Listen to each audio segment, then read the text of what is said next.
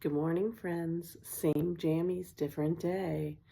Okay, I just finished my meditation and just wanted to check in. How was your Monday? Did you find joy in it? I hope you did. Monday energetically can be a difficult day, if people feel like, oh, I'm going back to the grind and, so on and so forth. And it's like the start back up the hill, right? So I hope you were able to find some joy in it.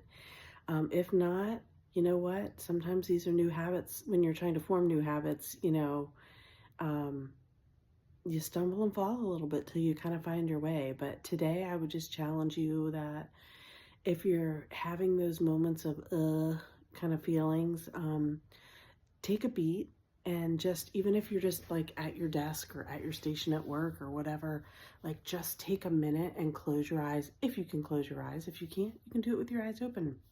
Take a deep breath, get up in here and just imagine yourself in a place that brings you joy, whether that's, the beach or some vacation destination or, playing board games with your family or playing your favorite sport or video game, whatever it is, allow yourself to go there in your imagination. Imagination is so important to staying in a positive vibration.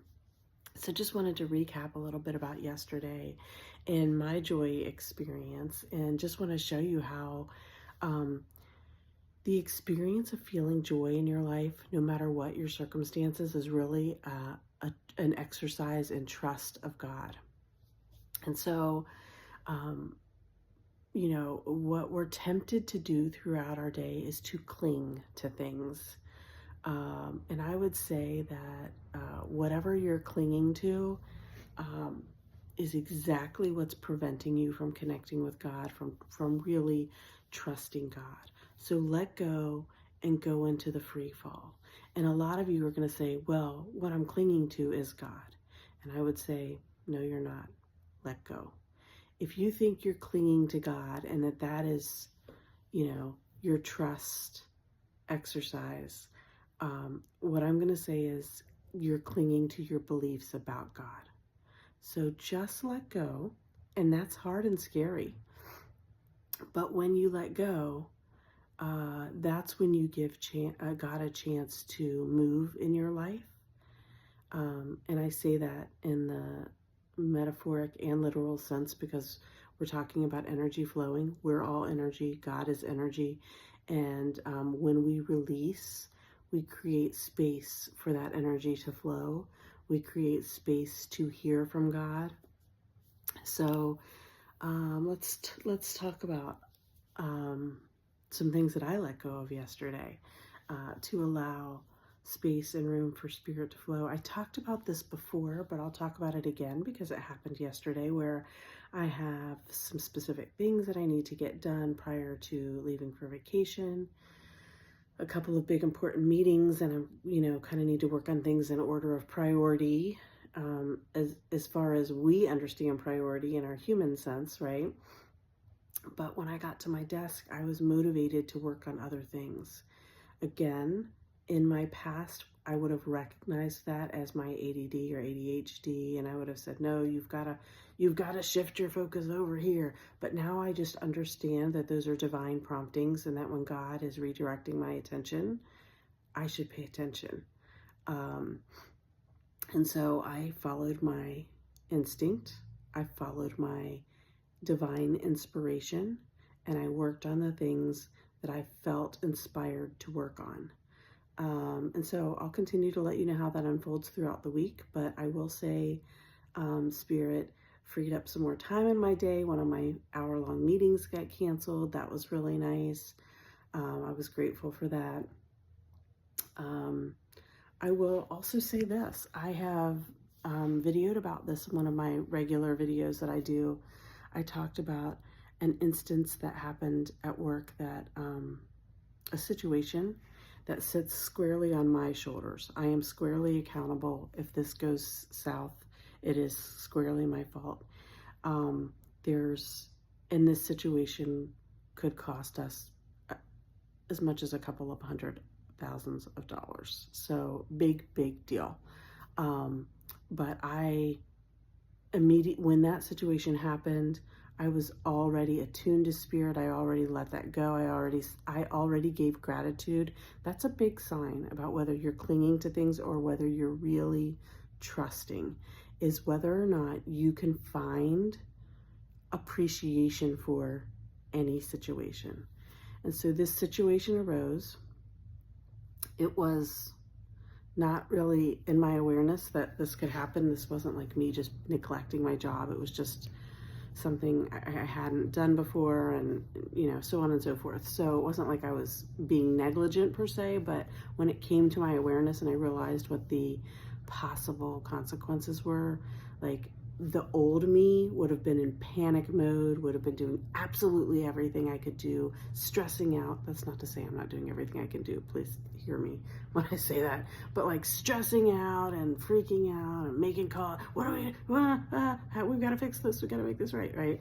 But there's so many elements of this. Pretty much the whole thing, for the most part, is outside of my control and outside of our collective control, meaning the folks on my team. So when it happened, it was like, okay, Spirit, thank you. This experience is coming my way because I have something to learn in it. So I'm going to give thanks and I'm going to trust. And I'm going to trust your divine guidance, and I let it go at that. And I, instead of focusing on my energy and trying to control a situation that I can't control, I spent my energy trying to make sure that my team felt positive about it and that my team understood this as a learning. Hey, let's take the learning and make sure we don't do it again, right? But also believe in ourselves and know that we did the best that we could. And, just fill the moment and experience with love. That's what I decided to do. So we get daily updates about this situation. And I got an update yesterday that the situation would, from external appearances, appear to be worse. And I'm being vague because it's business stuff, so I don't want to just put that all out there. But that the situation appears worse.